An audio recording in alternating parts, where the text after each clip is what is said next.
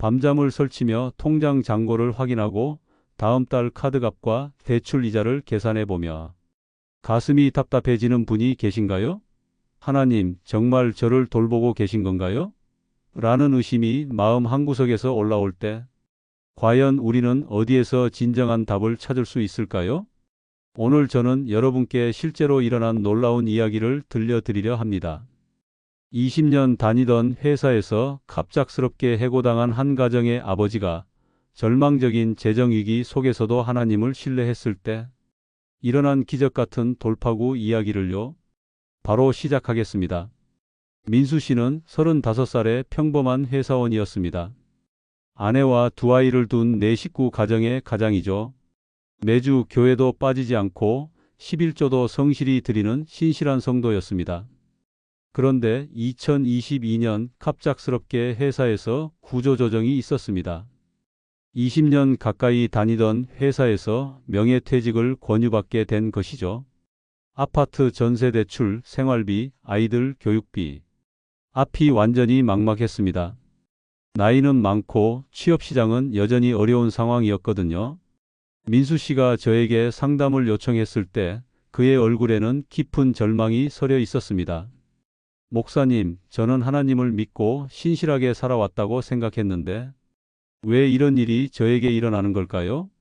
아내는 스트레스로 몸이 아프기 시작했고 아이들 앞에서는 웃으려 하지만 밤에는 화장실에서 몰래 눈물을 흘렸다고 고백했습니다.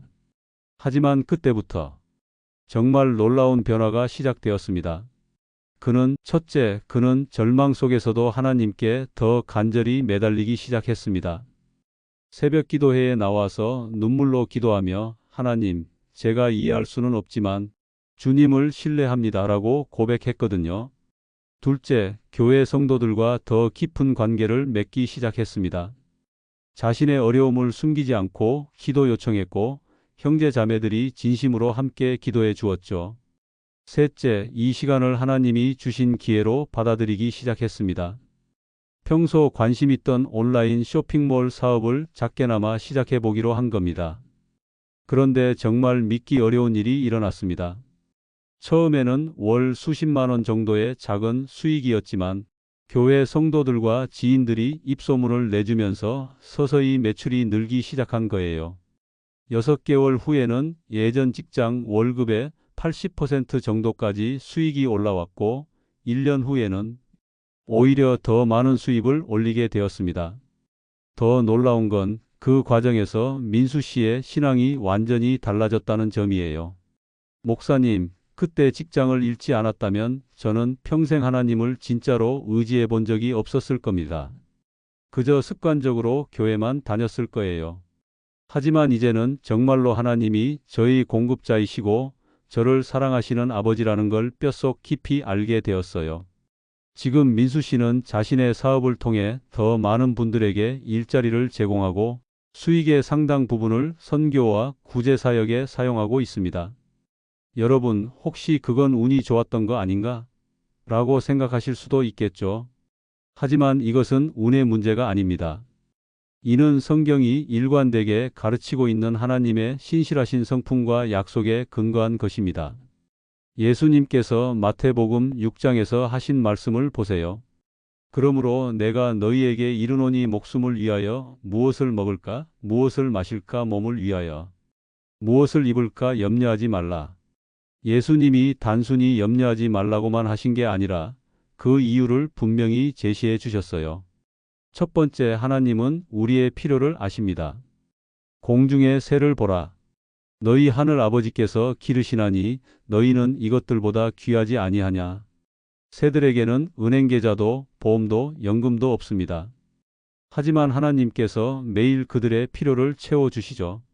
하물며 하나님의 자녀인 우리를 어찌 돌보지 않으시겠어요? 두 번째, 염려는 아무것도 해결하지 못합니다. 너희 중에 누가 염려함으로 그 키를 한 자라도 더할 수 있겠느냐.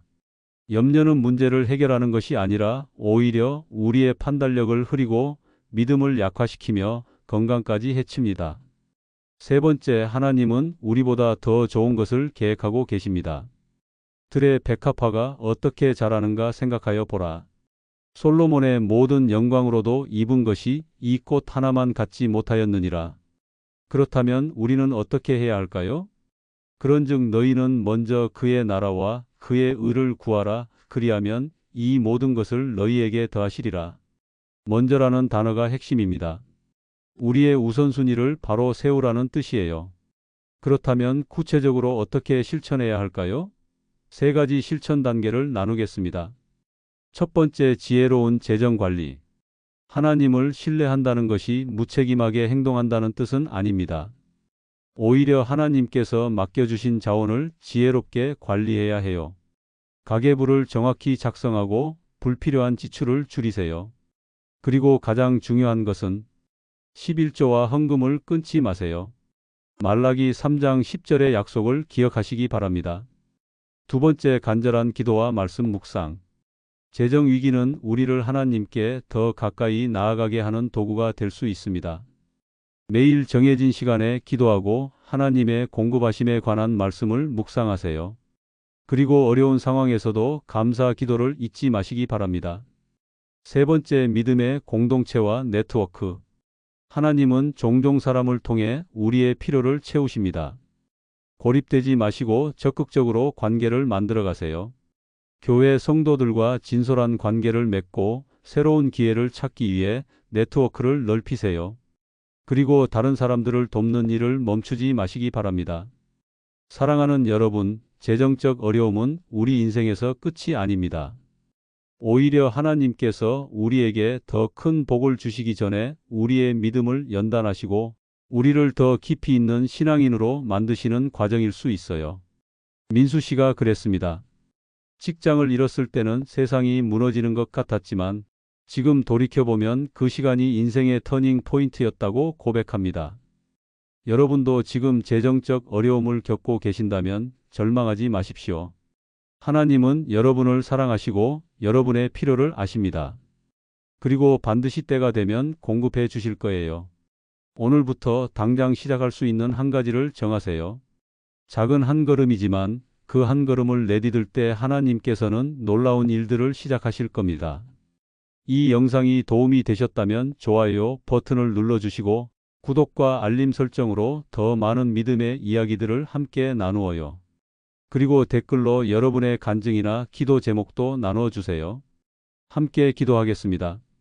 여러분 모두에게 하나님의 풍성한 공급하심이 있기를 축복합니다.